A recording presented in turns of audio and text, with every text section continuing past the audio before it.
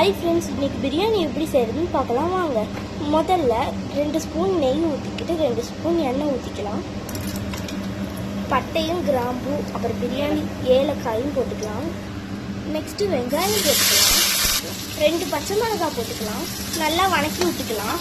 இஞ்சி பூண்டு போட்டுக்கலாம்.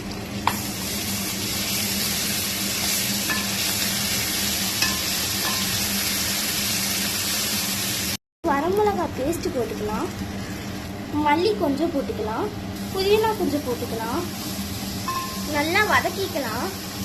நெக்ஸ்ட்டு தக்காளி போட்டுக்கலாம். தக்காளியை நல்லா வதக்கிக்கலாம். நெக்ஸ்ட்டு தயிர் ஊற்றிக்கலாம்.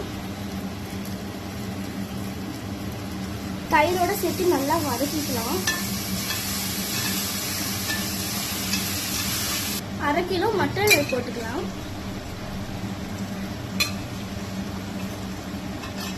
மட்டனோடு சேர்த்து நல்லா வதக்கிக்கலாம். போதுமான அளவுக்கு உப்பு போட்டுக்கலாம்.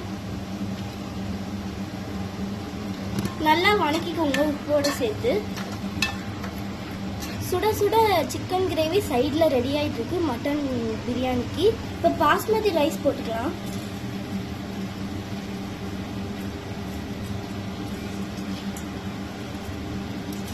அரிசியும் மசாலாவும் சேர்ந்து கலந்துக்கலாம். மட்டன் வேக வச்ச தண்ணியை ஊற்றிக்கலாம். போதுமான அளவுக்கு தண்ணி சேர்த்துக்கலாம். நல்லா குழஞ்சி விட்டுக்கலாம். கொஞ்சம் லெமன் போட்டுக்கலாம். இப்போ நல்லா கொதிச்சிட்டு இருக்குது. கொதிச்சதுக்கு அப்புறம் மூடி போட்டுக்கலாம். பிரியாணி கொதிச்சிட்டு இருக்குது. குக்கரை மூடிக்கலாம். மேலே விசில் போட்டுக்கலாம். 3 விசில் வந்ததுக்கு அப்புறம் இறக்கி வச்சுட்டா பிரியாணி ரெடி.